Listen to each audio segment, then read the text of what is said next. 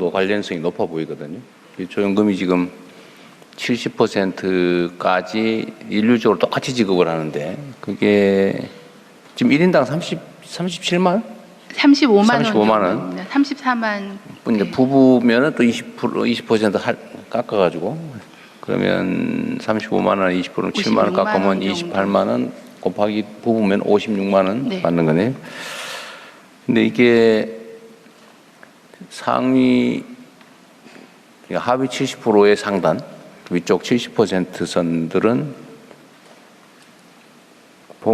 상황에 따라서는 상당히 고소득자들도 포함이 된다고 하죠. 지금 그래서 지난번에 이게 전체적으로 좀 조정하는 작업을 지금 복지부에서 계획하고 계시고 관련돼서 보고 있다고.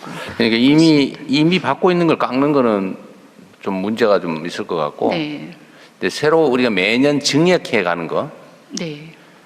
증액 목표도 있는데 어쨌든 증액해 가는 거는 하후 상박 방식으로 이렇게 하기로 했죠. 지금 기초연금 개편에 대해서 여러 가지 방안을 가지고 시뮬레이션을 하고 있는데요. 하후 상박이라는 원칙이 정해져 있고요. 네. 선정 기준을 상대평가로 해서 70%로 고정하지 말고 기준 중위 소득 기준으로 좀 변경하는 거 두 가지의 방향으로 개편안을 만들고 있습니다. 네. 어쨌든 전에는 이렇게 소득 동일한 금액을 줬던 똑같이 이렇게 것을. 하다 탁 끊어진 네. 이거 약간 이렇게 조정해 놓은 상태인데 이제는 소득 순위 이러면 이렇게 가게 만들어야 되겠지, 그죠? 네. 위에는 좀 더 안 늘리고 네. 고정하고 밑에는 많이 늘리고 중간은 조금 늘리고 그렇게 하면 꽤 여력이 생길 것 같은데 지금 연간 우리가 기초연금 증액이 얼마 정도 됩니까? 증액분. 물가 상승률을 반영하기 때문에 한 2에서 3% 정도가 거기다가 매년 원래 증액이 되고 연금액을 있거든요. 늘리기로 한 거 추가되는 거예요? 네, 매년 물가 상승률만큼이 증가되는 걸로 되어 있습니다. 그러면 형편이 괜찮은 상단 쪽이 예를 들면 34만, 35만 원? 35만 원 조금 안 35만 원을 됩니다. 받으면 내년에는 거기는 올라가요, 안 올라가요? 지금 제도로 하면 똑같이 한 2.1% 정도 물가 올라가요. 상승률이 반영된 동일한 금액이 올라가는데 70%에게 지급이 됩니다. 똑같이 가는데 네네. 그럼 내년에는 상단에 해당되는 건 기본적으로 제로에 수렴하는 네, 유지하고. 증액이 제로에 수렴하는 거고 아래쪽은 3만 원이 아니라 한 5만 원 올라갈 수도 있고 저 네, 아래쪽 네. 그렇게 한다는 거죠. 그러니까 하후 상박을 어떻게 설계하느냐에 대해서 다양한 방식을 가지고 현재 부처 내에서 논의를 하고 있습니다. 그리고 70%에 누가 들어갈 것이냐. 네. 저희가 매년 그 선정 기준액을 그래서 그 70%에 상당 맞게끔 부분은 맞추고 있습니다. 빠지거나 들어가거나가 왔다 갔다 해서 이 사람은 떨어지고 네. 떨어지는 사람 대신에 누군가 들어가고 네, 그렇습니다. 또 누가 들어가는 대신에 누군가 떨어지고 이렇게 되는 거죠. 네, 상대적으로 70%를 선정하게 70%니까 됩니다. 그 변동이 있을 거고 그러면 그게 연간으로 예를 들면 대상자였다가 대상자에서 제외되는 사람이 평균적으로 있을 것 같은데 몇 명쯤 돼요? 그렇게 변동폭이 크지는 않습니다. 근데 소득하고 재산의 변동이 있으면 그러니까 그게 당연히 몇 명쯤 반영이 되냐고요? 됩니다. 제가 많은 사람. 탈락자와 신규자의 네, 규모를 네, 아무나 얘기하세요. 복지부 연금정책관 답변드리겠습니다. 매월 단위로도 이렇게 움직이는데요. 그렇게 연간으로 한 4, 5만 명 정도가 탈락하고 다시 들어오고 이런 구조입니다. 네. 4, 5만 명 중에서 들어가는 사람이 한 2만에서 2만 5천 나오는 사람이 2만에서 2만 5천 그런 거예요? 아닙니다. 탈락자가 그렇고 또 이렇게 들어오는 그 사람들도 정도가 그 4, 정도 5만 명이 들어가고 4, 5만 명이 네. 떨어진다. 네. 그 떨어진 사람 막 엄청 불만일 텐데. 월간으로 변동이 그렇게 되는 겁니까? 연간입니다. 연간이겠지. 네, 월간 단위로 이렇게 계속 변동이 월간 단위로 일어나고 변동을 하는데 네. 매월 한 번씩 변동을 시키는데 연간 4, 5만 연간 명 그렇다는 정도가 것은, 탈락하고나 탈락하고 4, 5만 명 정도 새로 들어간다. 네, 맞습니다. 그래서 상위에서 그러겠죠. 맨날 그렇게 4, 5만 명이 들어가고 나가고 한다면 좀 여지가 좀 있네요. 예, 여기 그 소득 하나로만 하는 게 아니고 재산까지 해서 이게 어느 정도 환가된 그런 기준 가지고 하는데 이제 많은 언론이나 이런 데 지적하는 데가 강남같이 꽤 선호되는 지역에 여유 있는 아파트를 가지고 있는데 재산은 굉장히 많은데 소득이 없기 때문에 인정소득. 받는 사람들이 꽤 있습니다.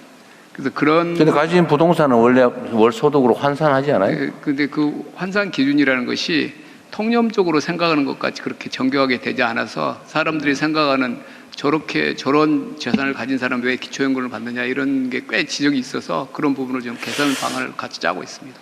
그 진짜 개선해야 될 것 같아요. 정말 지원받아야 될 사람은 뭐 빠지고 그것도 활용해가지고 안 받아도 될 사람이 저희가 받고. 선정 기준을 개편하는 거 하나 하고 하우스 상박을 어떻게 재배분할 네. 건가에 대한 두 가지를 다양한 모형을 가지고 현재 논의 중에 있습니다.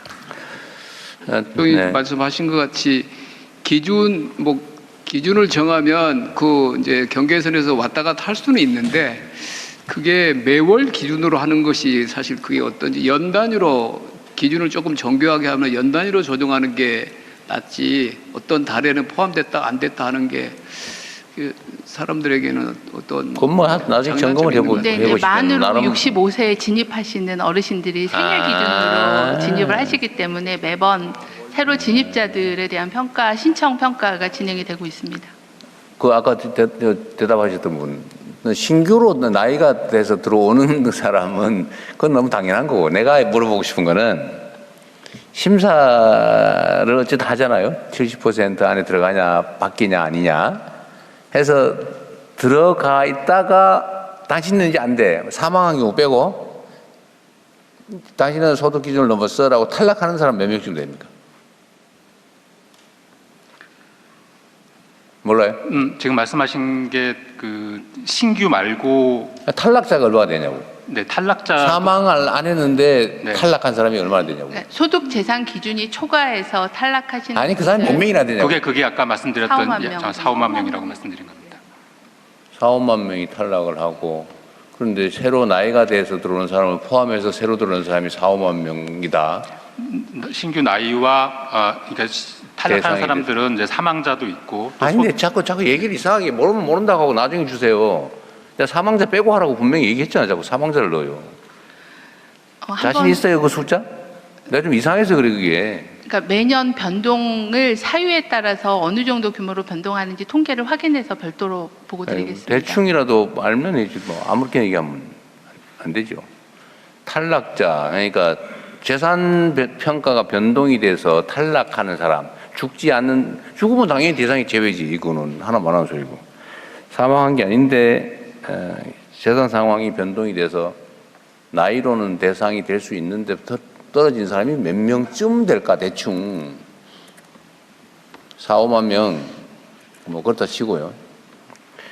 그러면 이제 매년 나이가 한 살이 더 붙어가지고 네, 인구 비율로는 70% 아니에요 자오간에. 네, 그런데 노인의 몇 살부터 시작이죠? 65세입니다. 65세, 64세에서 65세가 되는 사람이 아마도 한 4-50만 명 되지 않아요? 근데 그 중에 4-50만 명의 7%, 70%면 28만 명이 새로 대상이 될 수 있는데, 네. 근데 4-5만 명이 늘어난다고? 그 말이 안 되잖아요, 이게. 그러니까 대통령님 사회복지정책실장입니다. 지금 그 4-5만 명이라는 거는 그 신규가 아니고 이미 들어와 있는 그러니까, 분들 말이 왔다 중에서 갔다 해. 예. 그 보통 소득 재산이 변동되기 매월 그걸 조사를 합니다. 그때 그 이미 들어와 있는 분들 중에서도 1년치를 보면은 4-5만 명이 탈락된다는 그런 말씀입니다. 그러니까 그런데 뭐 그게 뭐 신규자까지 막 얘기 넣었다 뺐다 하니까 말이 이상해져서 내가 그러잖아요. 4-5만 명 정도의 변동이 들어가고 나오고 간다. 원래는 신규자가 늘어나고 70%는 각 나이대별로 70%를 저희가 평가하나요? 매년 그 선정 기준액을 정해 놓습니다. 그러니까 노인 70% 정도를 커버할 수 있는 선정 기준액을 매년 정하고 그 기준을 가지고 들어오고 나가고를 판단을 하는 거기 때문에 연령군별로 70%를 맞추는 그건 건 아니겠고 아닙니다. 전체를 예. 어쨌든 65세가 넘은 노인들 전체 중에서 네, 일정한 기준을 딱 놓고 그 기준 넘으면 빼고 네, 미아는 넣고 현재 기준은 70%이고 70%를 맞추려면 소득 수준으로는 한 72, 3% 정도 기준을 해야 70% 정도를 선정을 할 수가 자, 있거든요. 근데 지금 현재로는 기초연금 대상자가 절대 숫자가 늘어날 수밖에 없는 구조죠. 절대 인구가 늘기 때문에 그러니까 그렇습니다. 65세 이상이 네, 네. 늘어나는 만큼 줄어들지 않을 테니까 계속 총량이 늘어나는 거죠. 어쨌든 알겠습니다. 어쨌든 노인 빈곤을 완화하기 위한 상위 70%에 올라가면 70% 중에 상위는 사실 노인 빈곤 대상은 전혀 아닐 네네. 테고 보통 노인 빈곤 노인으로 분류하는 적절한 선이 있을 텐데 네, 거기는 중위소득의 50%. 중위소득 50%면 인구 기준으로 하면 하위 몇 %쯤 됩니까? 절대 빈곤자는 절대 대충 빈곤자 한 20%, 30%, 40%? 한 40%. 네. 그 정도? 지금 저희가 이번에 그 OECD가 발표하는 통계에는 66세를 기준으로 국제 기준을 네. 냈는데요. 그게 40%였다가 30%대로 좀 낮아지기는 했습니다. 지금 이제 네, 노인 네. 빈곤 인구가 네, 상대적 어쨌든 빈곤은 아주 미세하게 계속 낮아지고 있는. 30% 줄어 내려가지고 있던데 35.9%로 낮춰졌습니다. 35.9 네, 35.9%로 낮아졌습니다. 노인 인구 중에서 하위 35.9%가 빈곤 인구로 빈곤 인구에 해당된다. 네. 40% 되었는데 35.9%로 감소를 했습니다. 그 35%에 대한 지원액은 절대 빈곤을 벗어나기 위해서는 뭐 어쨌든 한참 더 네. 지급의 지원액을 늘려야 되는 상황이네요. 대통령님 말씀 주신 대로 자살자의 노인 자살률이 연령대별 자살률에서는 가장 높습니다. 이제 거기에는 빈곤도 있고 질병도 있어서 기초연금이나 노인 일자리가 도입되면서 경제적인 이유로 인한 자살이 좀 감소했고요. 그리고 최근에 이제 통합돌봄을 도입하게 되면 돌봄 서비스가 같이 제공되기 때문에 사회적 고립이나 이런 방치 부분이 좀 줄어서 그런 부분들이 자살을 줄이는 데 도움이 될 거라고 생각합니다. 그러겠네요. 어쨌든 그 문제도 있고 청소년, 청년 자살은 주 원인이 뭐예요?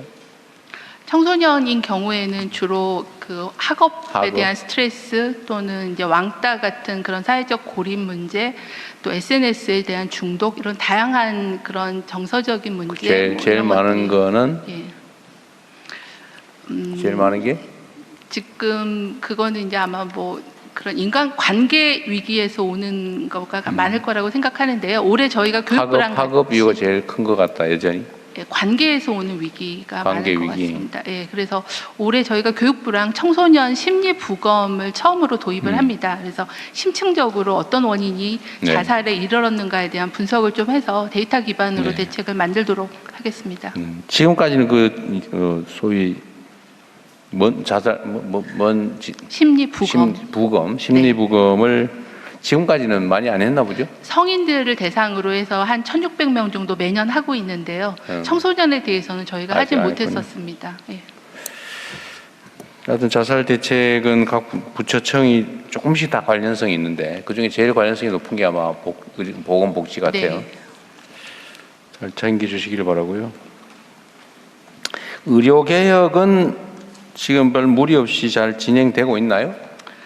현재 지역 필수 공공의료 개혁 방안을 만들어서 분야별로 하나씩 추진하고 있습니다. 그래서 의대 정원 늘리는 것은 네, 정리가 688명, 됐습니다. 매년 688명 늘리는 걸로 10년간?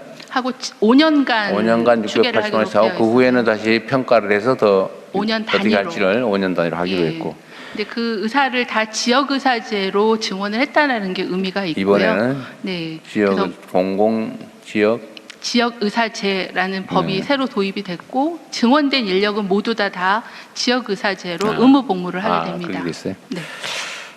그게 이제 의료계하고 합의된 내용이군요. 네, 그렇습니다. 하여튼 그 무리 없이 의료 분야 개혁은 이제 진행이 되고 있는 거죠. 그 보건의료 정책심의위원회에서 합의해 주셔서 저희가 추계 기반으로 소통을 해서 결정을 하였습니다. 이 의료교육 문제도 엄청난 사회적인 의제였는데 그렇습니다. 조용하게 진행되니까 안 하는 것 같아요. 아마 의정 갈등에 대한 교훈들이 다들 있었다고 생각합니다. 그러니까 이게 원래 이렇게 조용히 하는 게 원래 맞죠. 근데 일부러 때려가면서 시끄럽게 그건 동네 소문 내긴 좋거든요. 때려가면서 막 내부에서는 많은 논쟁과 갈등이 있었습니다. 네. 잘하고 있다는 뜻이에요. 네. 마치 개혁은 시끄럽게 해야 되는 것처럼 착각하는 사람도 있어서 하는 얘기입니다. 최대한 조용하게 원만하게 합리적으로 갈등과 좀 저항을 최소화하면서 하는 게 맞죠. 이번에는 잘하고 저희가 수급추계 센터를 둬서 근거를 제시를 하고요. 또 보정심이라는 그런 좀 민주적인 의사결정 네. 체계를 투명하게 운영하면서 그렇게. 갈등을 좀 최소화할 네. 수 있었습니다. 그러시죠. 또 앞으로도 해야 될 일 많으니까. 그 아까 보니까 얼핏 외국인 비대면 진료라는 항목이 있더군요. 네네. 그걸 하겠다는 얘기인데 네. 원래 비대면 진료는 의료계에서 엄청 반대하던 거 아닌가요? 비대면 진료를 반대했었는데 비대면 진료를 허용하는 법 개정이 통과가 됐습니다. 그래서 그 부분도 어떤 범주에서 허용이 됩니까? 현재는 그 1차 의료를 중심으로 하고요. 그리고 이제 뭐 초진이나 재진 같은 몇 가지 쟁점들을 좀 의료계랑 합의를 해서 의료법 개정안이 예외적으로? 이미 통과가 돼서 연말 정도에 시행될 예정이고요. 해외 환자에 대해서는 다른 법에 또 해외 환자를 대상으로 한 비대면 진료의 법적 근거가 마련이 됐습니다. 해외 환자는 뭐 불가피하니까 한다고 치고 예를 네. 들면 전에 논쟁되던 원격지 비대면 진료는 지금 어떻게 지역을 이렇게 제한하지는 않고요. 예. 그러면 어떤 경우에 가능해요? 지금은 그 주로 누가 아는 실무국과장이나 있으면 한번 얘기해 보세요. 자세히 아는 분이. 네, 보건의료정책실장입니다. 예, 비대면 진료가 그동안은 선벽지나 이렇게 제한적으로 시행을 하고 있다가 의료법이 개정이 돼서 전면적으로 시행을 할 수 있게 되었고요. 전면적으로 제한 없이 어떤 다만- 경우에 되냐고 묻잖아요, 제가. 네, 의원급을 중심으로 해서 1차 의료에서 비대면 진료를 그럼 할수 있게 의원급의 1차 의료기관은 제한 없이 비대면 진료가 가능해진 거예요? 네, 그렇습니다. 그러니까 전화해가지고 물어보고 처방해도 되는 거예요? 네. 예. 근데 이제 진료 내용에 있어서 좀 오남용이 가능한 약품이나 마약 제품 같은 거 이런 것들은 좀 그 중에 배제하고 하는 일부 처방 네, 대상은 네. 일부 제외. 네, 세부 내용에 있어서의 제한이 걸려 있는 건 있지만 지역을 오벽지로만 하는 건 아니고 전국 단위로 아무 하게 데나 되겠습니다. 서울 시내에서도 네. 병원 안 가고 진단 받을 수 있다, 진료받을 네. 수 있다. 1차 1차 의료기관은. 예, 1차 의료기관 의원급을 중심으로 할 때 희귀 질환이나 이런 경우는 그럼 병원도 처방전은 어떻게 받아요? 처방전은 현재는 뭐 파일이나 이렇게 받고 있는데요. PDF 파일을 전산으로 받을 수 저희가 있다. 이제 전자 처방전 시스템을 또- 도입하게끔 법에 규정을 아, 했습니다. 이제는 공적인 전자 처방전 시스템을 직접 문서가 아닌 처방전, 전자 네. 처방전도 가능하게 됐군요. 네, 네. 그래서 알겠습니다. 비대면 진료에 대해서는 그래서 이것 때문에 그거를 논쟁이 준비하고 엄청- 있습니다. 이것도 엄청나게 많이 다투던 주제인데 그 조용히 이렇게 넘어가는 것 같아서. 네, 그렇잖아요, 이거. 많은 법이 통과가 됐습니다. 국립대병원 저도 모르는 입안도- 사이에 많이 하셨군요.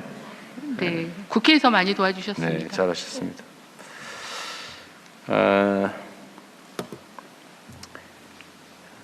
질병청. 그 질병청이 소관인 것 같은데 전에 코로나 백신 피해자 하는 거를 우리가 이제 새로 특별법. 제도를 만들었잖아요. 네. 그 어떻게 돼가요? 작년 이제 뭐 코로나19 백신 피해 보상 특별법이 작년에 네. 이제 시행이 돼서 10월달에 시행이 됐고 11월에 이제 위원회 구성을 했습니다. 그러니까 재심위원회, 보상위원회 구성을 했고 그러면 그 백신 피해자 그 규모가 얼마 정도 됩니까? 주장하는 사람들? 현재 심의를 시작하고 지금 신청된 접수건을 말씀드리면 좋을 것 같습니다. 네. 현재 한 번 심의를 받았다가 재심을 신청하신 분이 한 1,800분 정도 계시고요. 그다음에 새로이 심의를 신청하신 분이 2,200명 정도 계십니다. 그래서 4,000명 정도의 접수를 지금 받고 피해자라고 주장하시는 분들이 합쳐서 한 4천 몇 명이 되는군요. 네, 특별법에 따라 신청하신 분이 그 정도 됩니다. 심의를 진행 중입니다. 네. 어쨌든 공동체 전체를 위해서 전원이 그 의사와 관계없이 다 백신을 맞았고 그 때문에 우리가 공동체의 보건은 유지했는데 그 때문에 개별적으로 피해를 입는 사람들이 생겼으면 당연히 모두가 함께 책임져야 되는 게 맞죠. 네. 그 취지에 맞게 잘 처리하기 바랍니다. 네, 그렇게 하겠습니다. HPV 남성 청소년 접종도 이제 언제 5월부터 네, 시작했다. 올해 5월부터 시작되었습니다. 워낙에는 여성 청소년 13세에서 18세 여성 청소년에게 있었던 그런 국가 예방접종 정책이었는데요. 국정과제에도 포함되어 있고 그래서 올해 5월부터는 남성 청소년도 12세 2014년생이 시행되었습니다. 12세에 대해서만 하는 거예요? 아니요. 12세부터 시작하는 거니까요. 12세 때 접종할 수도 있고 뭐 13세나 14세 때 접종할 수도 평생 있는 한 그런 번만 맞으면 되니까? 2번을 맞아야 되는데 그 청소년 시기에 2회 접종을 하면 됩니다. 근데 보통은 12세나 13세 시작하는 학부모님들이 그럼 많이 두 계시죠. 번째는 몇 살에 맞아요? 6개월 간격으로 2회 접종을 합니다. 12세에 6개월 간격으로 2번 맞는다. 네.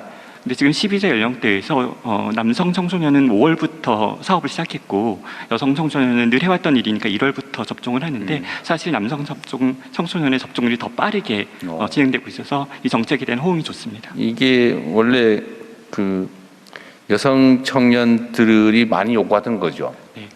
그러니까 이 부분이 뭐 자궁경부암 등 여성의 건강에 영향을 미치는 것을 예방하는 그런 백신인데 남성의 경우도 뭐 다양한 암종증이나 성기사망이 등을 예방하는 그런 편익도 있고 네. 또 공동체의 이게 성관계를 통해 그렇죠. 전파되는 바이러스니까 공동체를 보호하는 그런 집단 면역의 기능도 있습니다. 그러게요. 어쨌든 이걸 뭐 한 해 만에 빨리 해라, 뭐 늦었다 논쟁이 많았는데 어쨌든 이것도 해결은 됐죠. 네. 근데 하나 더 남은 과제가 있죠. 좀 품질이 더 나은 비싼 걸로 놔라. 네. 현재 접종하고 있는 거는 사가 혈전형 4가지가 포함되어 있는 사가 백신인데 내년부터는 국가 백신으로 접종할 수 있도록 지금 예산 재정 당국과 협의를 원활하게 진행하고 있습니다. 그래요. 이거 연간 예산 얼마 정도 듭니까? 국가인가 뭐 그걸로 하면? 국가 예방 접종을 할 때 추가되는 예산 소요는 뭐 제가 기억하기로는 100억 이내의 소요였습니다. 어쨌든 이것도 그 약간 소란스러운 의제였는데 정리가 됐네요. 그럼 혹시 제가 이걸 몰라서 물어보는데 전에 담배 소송한 거 혹시 결과가 어떻게 됐어요? 담배 피해자 배상 소송. 예, 국민건강보험공단 이사장 직무대리 네, 영호인입니다. 예, 지금 현재 상고심 들어가고요. 아직도 재판하고 있어요? 예. 그 재판 시작한 지 한 20년 안 됐는가? 2014년도부터 시작을 했습니다. 14년? 예. 그렇게 오래된 건 아니네요. 12년. 예, 13년. 대법원 계류 중. 식약처는 지금 의약품 심사 허가 심사 기간. 네. 그때 우리가 임기 초에 얘기했던 건데. 네. 240일로 줄였다. 네, 그거를 6월 1일부터 이제 그 지침을 새롭게 시행을 했습니다. 6월 1일부터? 네네. 앞으로 들어오는 거는 240일 안에 네, 가부간의 네. 결정을 내준다. 네, 그렇습니다. 원래 4분기였는데 저희가 좀 더 힘을 내서 굉장히 빨리 시작을 하게 되었습니다. 그때 인원을 뭐 100몇십 명인가 늘린다고 했던 것 같은데? 예, 원래 제가 300명 요청 드렸는데 지금 195명밖에 아직은 중원이 안 됐지만 일단 시작하고 허용은 받았는데 못 네. 뽑은 거예요? 아니면 허용을 못 받은 거예요? 앞으로 더 챙겨보자 뭐 그런 얘기. 챙겨보자 그래서. 좀 대통령님께서 조금만 더 관심 가져주시면 더 힘을 내서 아니, 앞으로 나가겠습니다. 이거는 그때 말씀으로는 심사료를 받는데 심사료가 인건비를 넘는다면서요? 네, 그렇습니다. 그래서 지금 근데 심사료 왜 안 뽑아요? 그게 지금 이제 그 관련 부처들과 같이 협의를 하고 있습니다. 대통령님께서 조금만 관심 가져주시면 더욱더 아니 심사료를 받으면 인건비 내고도 남는다는데 일자리도 만들어야 되는데 그 고급 일자리 아니에요? 그렇습니다. 네, 근데 주로 그거 왜안 박사급들. 그 경제적 합리성도 떨어지는 얘기 같은데. 네, 그러세요. 네.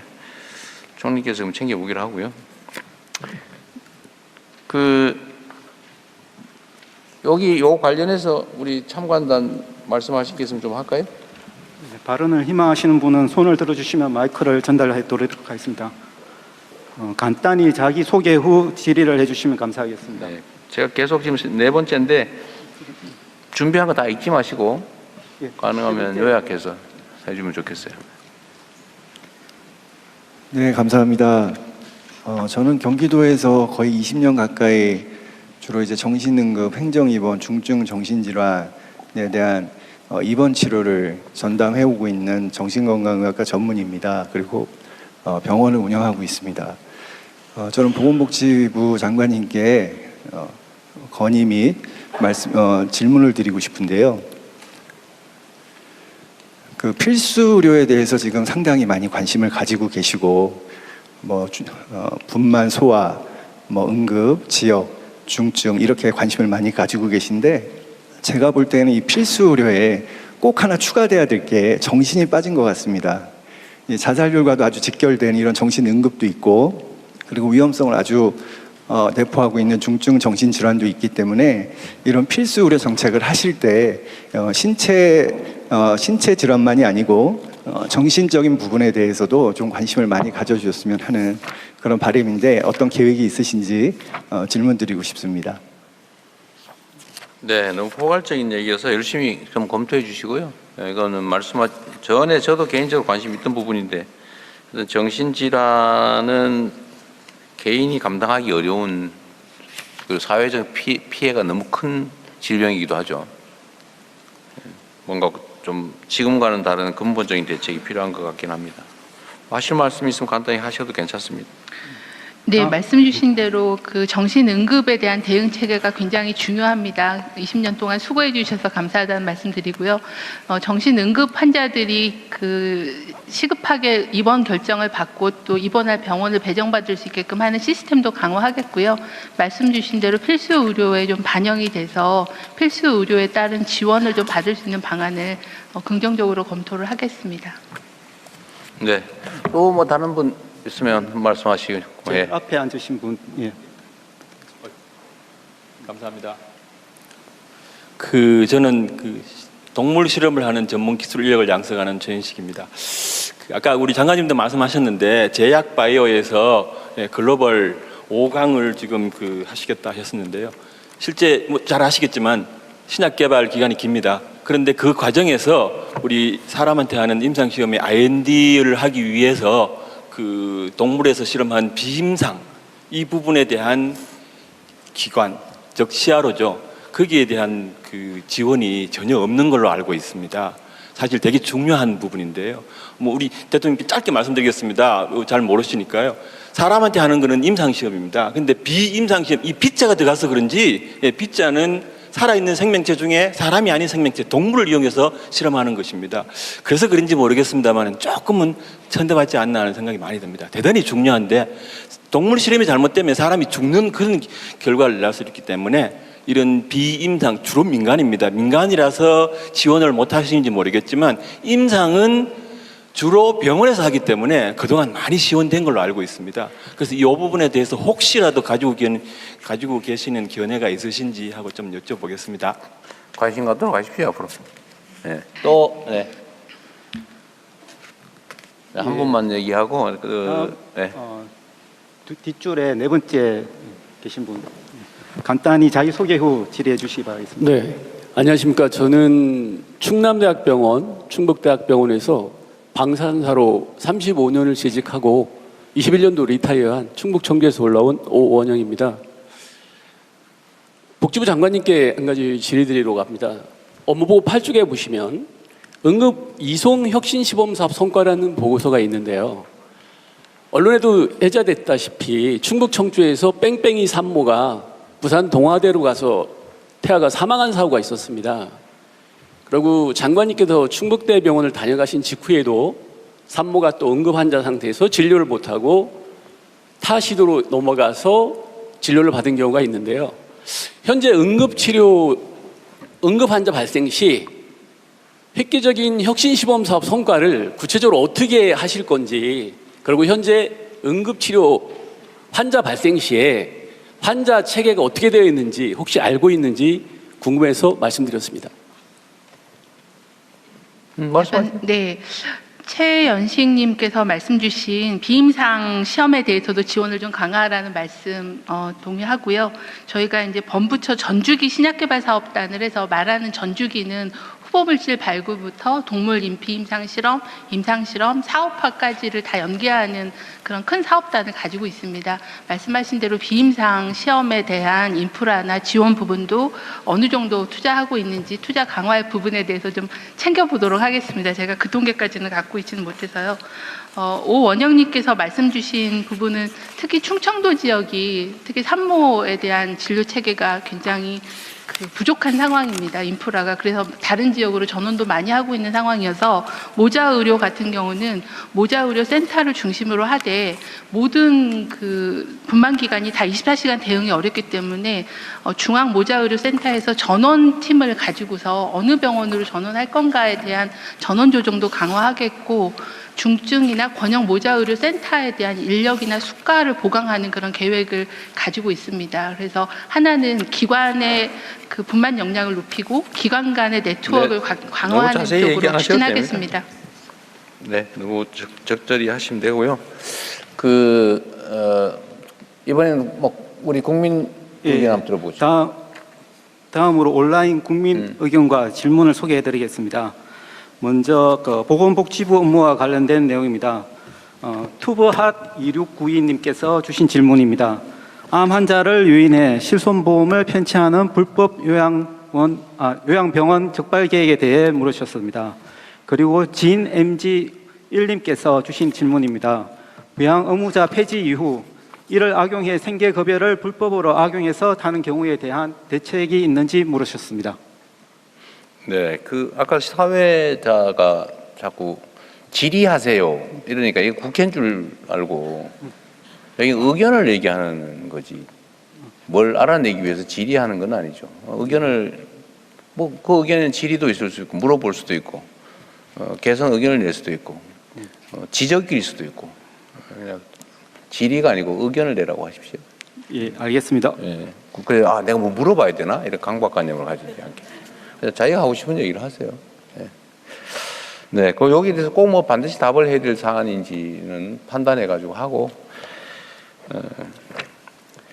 자, 아직 시간이 많이 부족해서 제가 따로 개별적으로 몇 군데 지금 산하 기관들도 몇 가지 물어보겠습니다.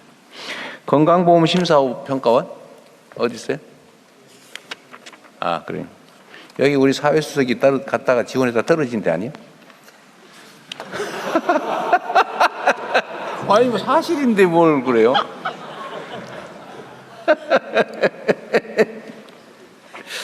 네, 맞는 모양이네 보니까 표정 보니까. 여기 보험심사평가원이 지금 특사경이 있나요? 없습니다. 여기를 특사경을 두자고 했던 건가? 국민건강보험인가 이거는? 특사경은 건강보험공단입니다. 예, 심평원 평가만 하는데. 예. 국가아동권리보장원은 어디 계세요? 여기 있습니다. 아, 국가아동권리보장원 원장입니다. 그러세요? 여기는 양육비 대납하고 관리하는 데인가요? 저희 사업은 아닙니다. 그 사업 하고 있어요? 네. 네. 지금 뭐 특별히 문제될 만한 건 없어요? 저희는 지금 주로 그 보호아동 취약계층 아동 중심으로 사업을 하고 있는데 어린이들이 18세까지 680만 명입니다. 근데 보호아동 취약계층이 25만 명인데 그 외의 아동들의 권리보장 사업들, 특히나 디지털 AI 시대의 아동 권리 대응 체계가 심각합니다. 그래서 디지털 AI 시대의 가짜 뉴스 대응이 필요하고요. 네. 두 번째로는 이제 위기 그 어려운 보호아동이 점은 없는 모양이네. 네, 됐습니다. 2만 명쯤 있는데